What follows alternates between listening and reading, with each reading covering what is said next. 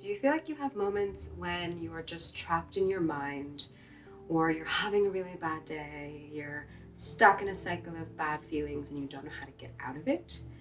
I have something that I love to call my spiritual toolbox or healing toolbox. It is pretty much just a pile of resources that I love to keep by me, that I know and I understand, that I know they make me feel good, to be able to access whenever I am really in my mind, anxious, stressed, struggling, just like, what is wrong? How do I get out of this? I can't enjoy life.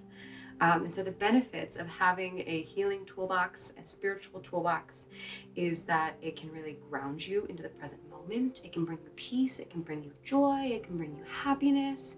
It's like this breath of fresh air of like, I finally feel myself again. I'm finally here. I'm finally enjoying life. I can finally think straight. I'm not stuck in this endless loop of my mind and of worry and anxiety. And so today I'm going to talk to you about my toolbox, how you can create your own, why it's important to have a toolbox, how to choose a tool from the toolbox, and then I'll give you a bunch of examples and actual sources of tools that you can use to then put in your toolbox and reference whenever you are having a bad day.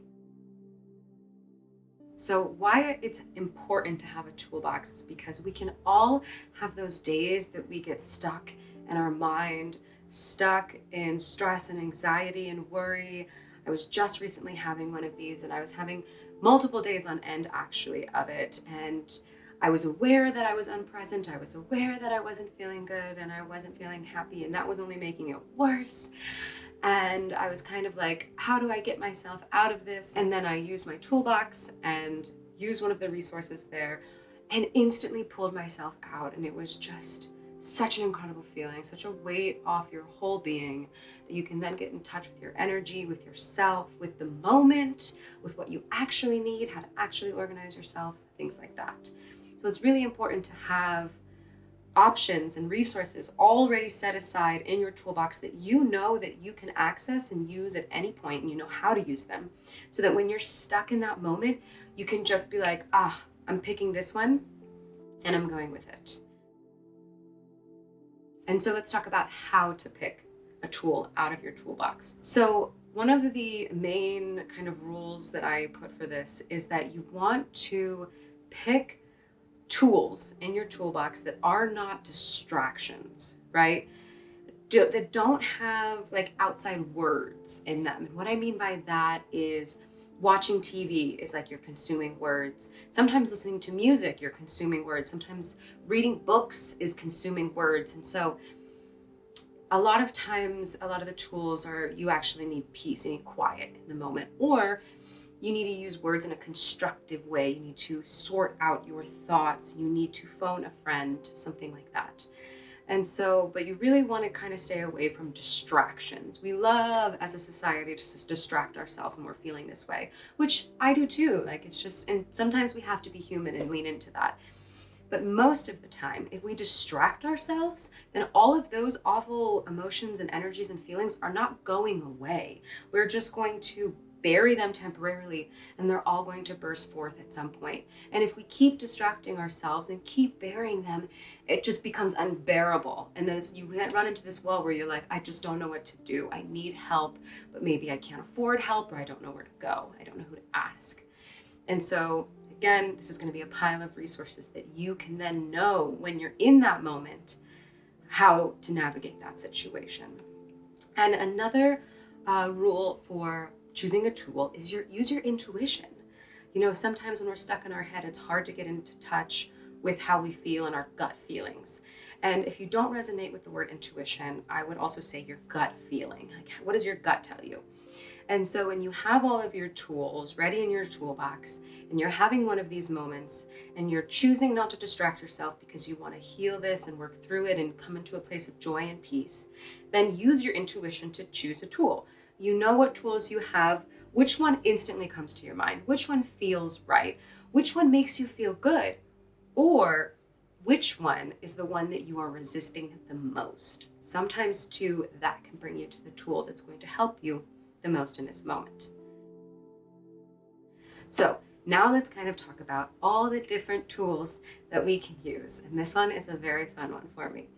So I'm going to kind of just go through them in order and explain a little bit about each one. My favorite tool to use is journaling. I love to journal. And when I say journaling, I want to explain that this is not journaling that's, your grandchildren are going to read, or journaling that you're going to go back and read. Let this be you puking your mind onto the page.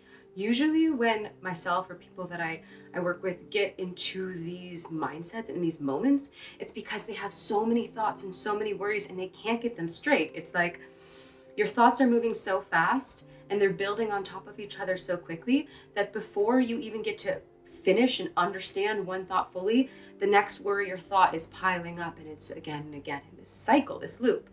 And so journaling is this way that you can focus and get one thought out at a time, and then another thought and another thought and another thought. And this journaling does not have to be, those thoughts don't have to be full sentences. You can scribble them. They don't have to be legible. Don't plan to go back and reread them. Don't plan to show it to anybody. Let it just be a free flow puking of your thoughts on the page. And I swear this is such an incredible tool, because afterwards your mind will finally be quiet. It'll be blank, because journaling is like having a conversation with yourself. If you try to have a conversation with yourself in your mind, have you ever noticed that it doesn't work? Or that you keep cycling the same conversation again and again and it never feels resolved or finished or complete? When you journal, you actually get to complete the thought, complete the resolution, and you get to see it fully. For example, if I'm journaling about anxiety, I'll be like, I feel like crap, I feel so anxious and I don't know why, and maybe it's that pizza that I ate and blah, blah, blah, blah, and I have this to do, this to do, this to do. Oh, you know what? It's because I'm triggered by this one thing that I have to do that's making me feel unworthy, and that's causing me anxiety. And not every thought process is going to go in that order where you're all of a sudden going to have a huge aha moment, but I guarantee that most of them are. And those aha moments feel incredible. Sometimes it's really hard to just sit down and journal at first because we feel unworthy of taking our own time, because we think it's going to be this huge big thing that has to be perfect and our perfectionism gets to us. I would love to remind you, you are worthy of your own time. I would really love for that to sink in. You are worthy of your own time. You are worthy of taking time to come into a place of peace and joy. Second, it does not have to be perfect. Actually, if anything, if it helps you, make it a goal for it to be like the most comically imperfect thing in the world, and just let it be.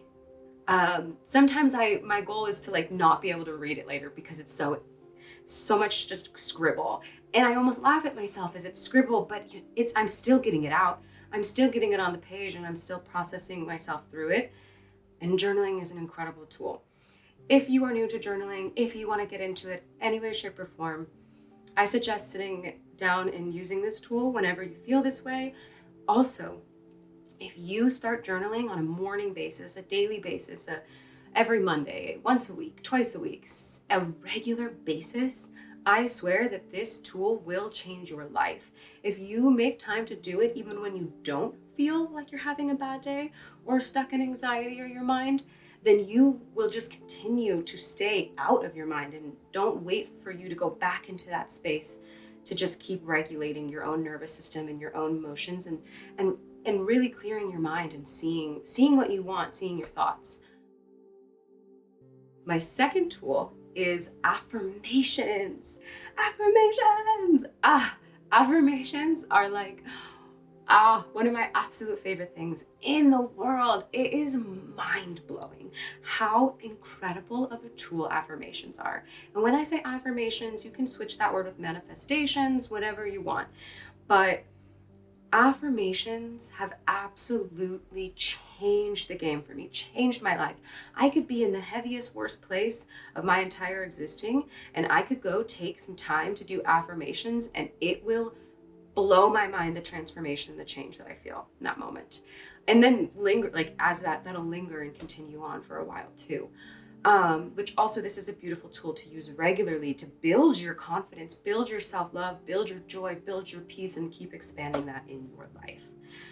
And so to explain what I mean by affirmations is, it's almost like saying something to yourself that you want to become, or that you are struggling with and you want to change.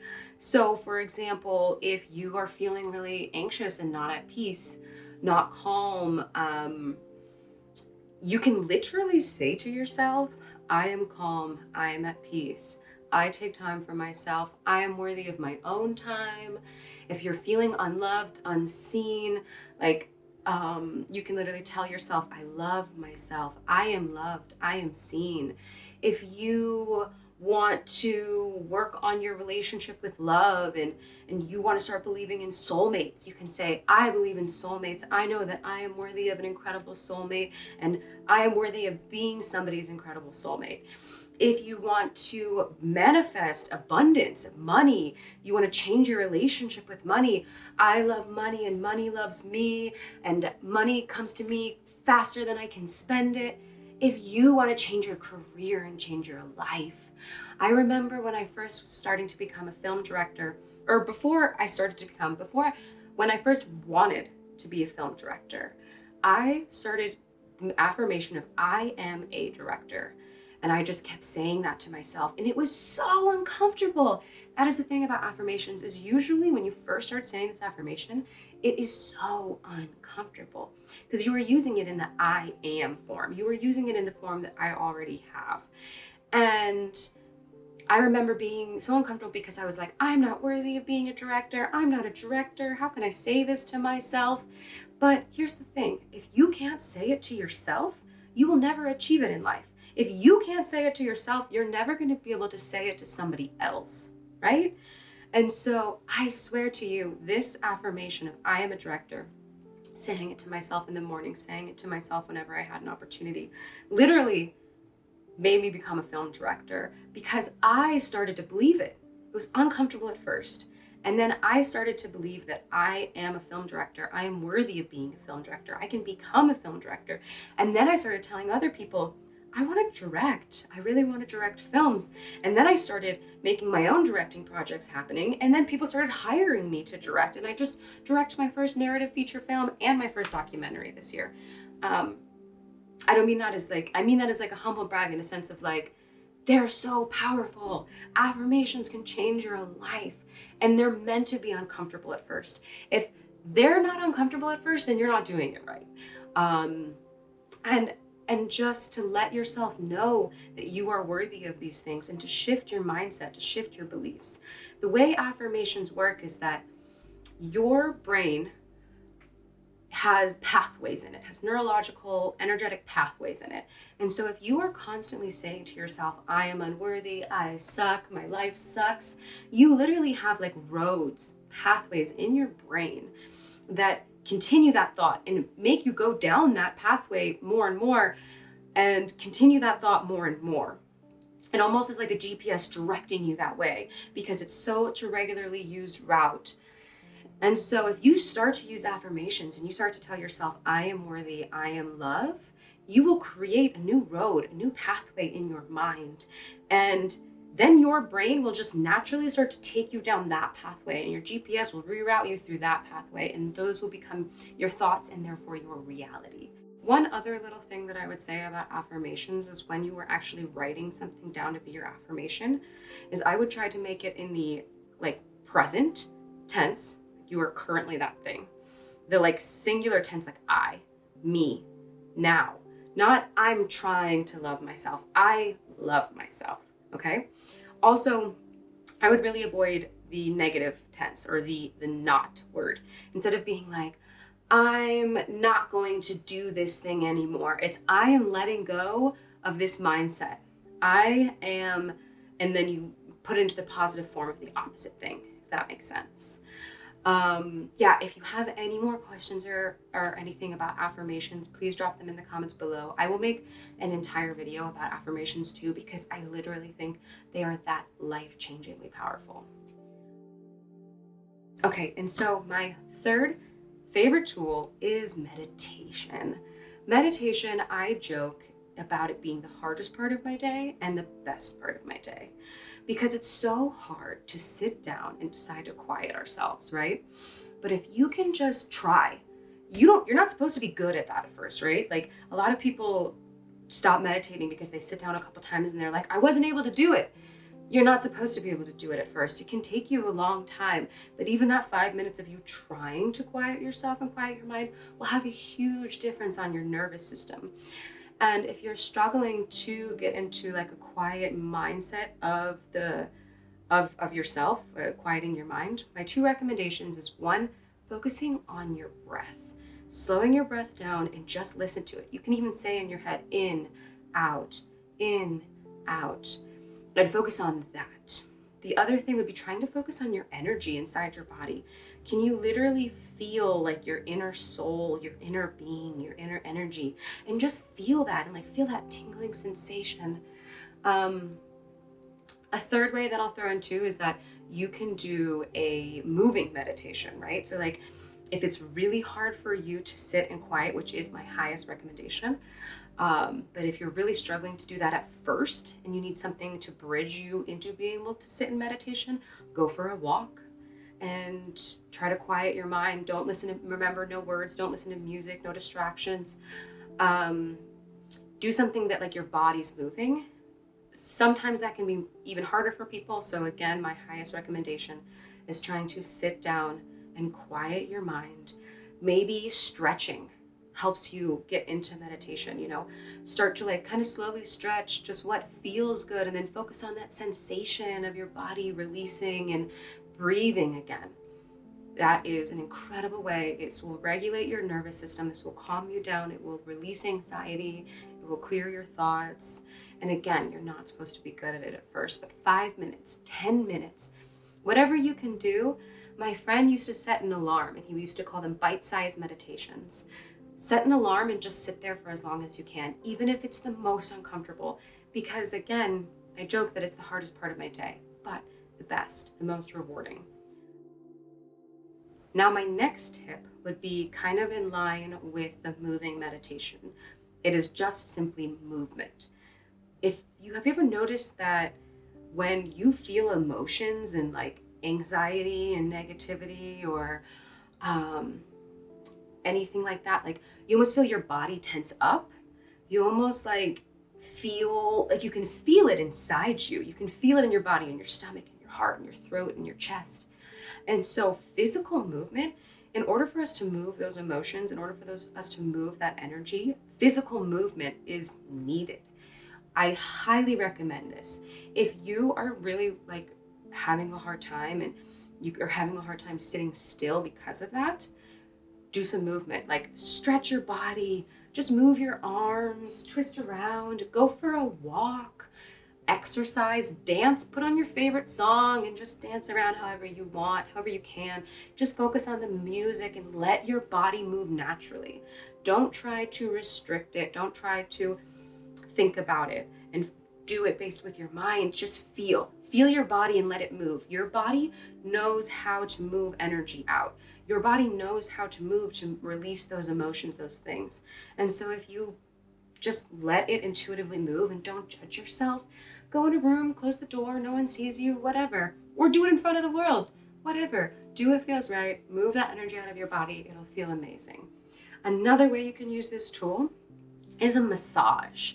If you don't feel like physically moving yourself, somebody else massaging you can literally move the energy out of your body. And who doesn't love a massage if you're able to have access to them? My next tool is phone a friend. And it's not just like calling them and like spitting your life out to them. Sometimes, yes, we need to vent. We need to be able to have an open space. And you can even tell the friend like, hey, I'm having a really hard time right now. Can you just hold space for me? Can you not judge me for anything I say? Can you not take anything personally? I just need to let my thoughts flow and I need to let them out. And then if you want to afterwards, you can ask your friend for a reflection. Hey, do you see anything I don't see? Can you help me in any way? Also, whenever I phone a friend, I genuinely recommend, and I do this myself, is sometimes I'll just call them and I'll just be like, hey, I need love. I'm having a really bad day. I just need love. I need support. I need you to tell me all the things you love about me. I'm bringing this project into fruition that's really hard for me and I'm feeling really insecure, fearful of it. I need you to just gas me up. Like, ask for that. There's nothing wrong with that. And also, it's beautiful to hold space at some point in life or like reflection and be like, hey, how can I work through these things and improve? But sometimes we just genuinely need to ask for love and support, and we just need to be built up when we are struggling to build ourselves up. Asking for help can be one of the most difficult things for people to do, but I swear you are worthy of help. So many people in your life love you and want to help you and are there to help you.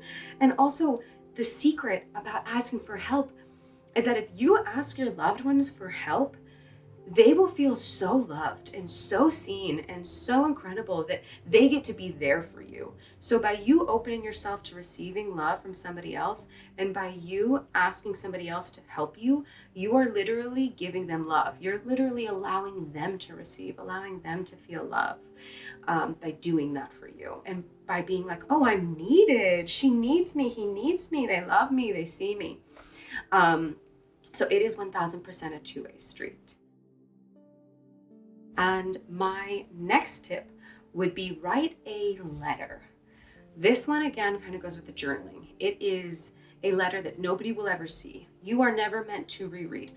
You write a letter to either the person that's really you're struggling with. Maybe you're really anxious or offended or hurt or confused about somebody. Maybe it's for yourself. You're writing a letter to yourself. The main way I love to use this is with somebody else.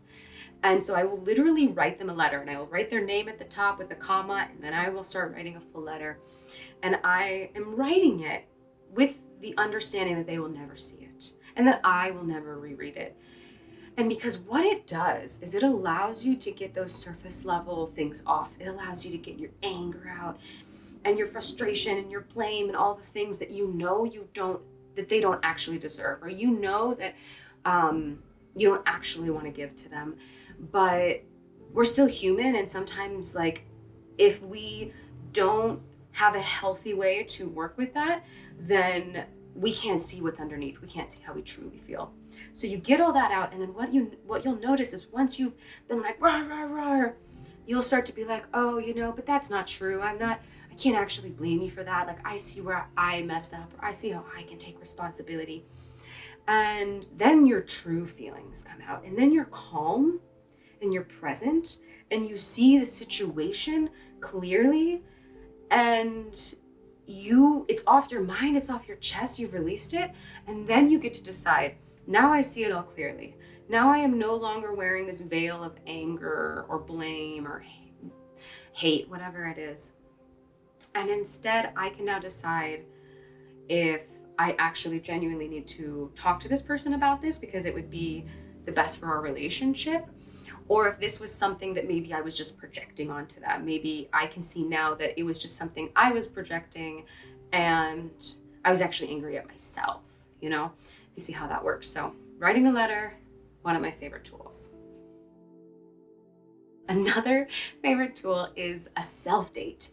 Take yourself out on a date, baby. Like, dress up if you want, dress down, do something that it's not on your to-do list. It's not something you should do. It's not something that's gonna necessarily it's not exercise. It's none of those things that you feel like you have to do, you should do, you need to do. This is something, set time aside that is genuinely for just whatever you want to do, whatever feels playful, whatever feels like you can literally do nothing. You can literally sit around and do absolutely nothing. Again, following the rules of don't distract yourself. I wouldn't turn on the TV. I wouldn't listen to a podcast, listen to a book, read a book. That's not necessarily what this is about.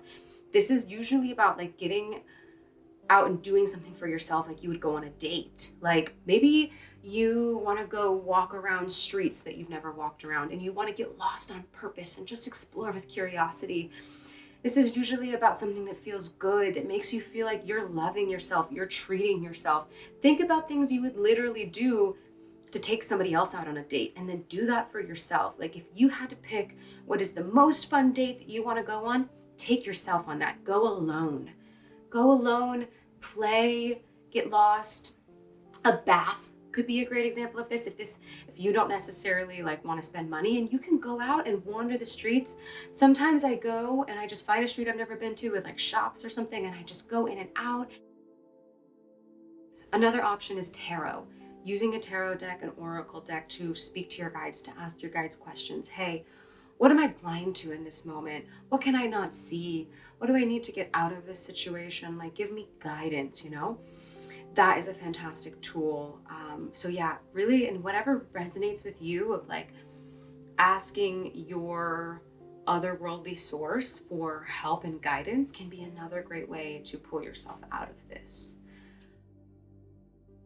To creating, creativity, whatever you want to call it. And again, this is kind of like the journaling, where you're not trying to make the next Picasso painting that the world is going to love. You don't even need to finish the painting. You just need to, the whole beautiful thing about art and creativity, right, is that we are expressing ourselves. We are getting something out of ourselves that is stuck and like, that maybe we don't even understand at that moment. And also, a lot of creativity is, it again incorporates movement. So you're kind of moving the energy in your body.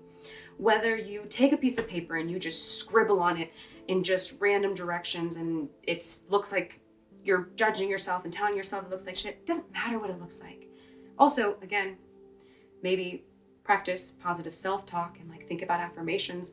How can I laugh at myself and remind myself that everything's perfect, that this is beautiful too? But write a song that you don't have to finish.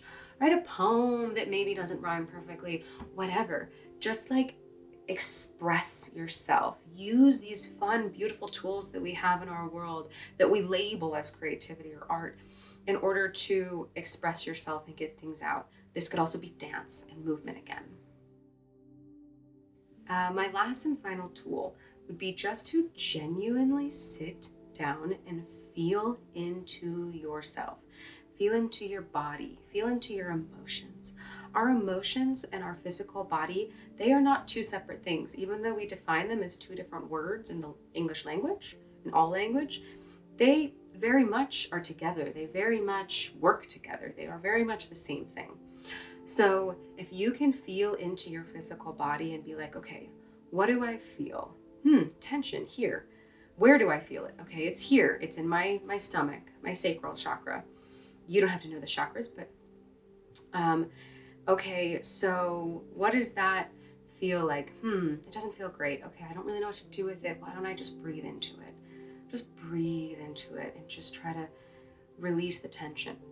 Also, there's nothing to do here. If you just genuinely sit in presence with those emotions and those feelings, you will notice that they start to kind of like fade away. At first, maybe it's overwhelming because things pile on top of you, and then maybe I would use either your breath, come to your breath and breathe into it, and let the things move. Let them move out of you, let them move through you. It's okay if you're overwhelmed. There's nothing to do here. Just sit and feel into yourself and breathe. Another great thing you can do in this moment is literally hug yourself. Like, almost think of like your inner child or any sort of version of yourself, teenager, young adult, any part of you that just intuitively be like, okay, what do I feel? What part of me is hurting? Maybe it's my 5-year-old self. Okay, I'm gonna just like hold her. And I'm just gonna like love her and tell her that she is loved and she is worthy. So literally sometimes I will just sit and feel into myself, hug myself, love myself, try to address my inner child. And I find that a really successful tool as well. So I hope you have found some value in some of these tools. The great thing about having your own healing toolbox, your own spiritual toolbox, is that you can make it completely your own. All of these things that I've talked about today are just options.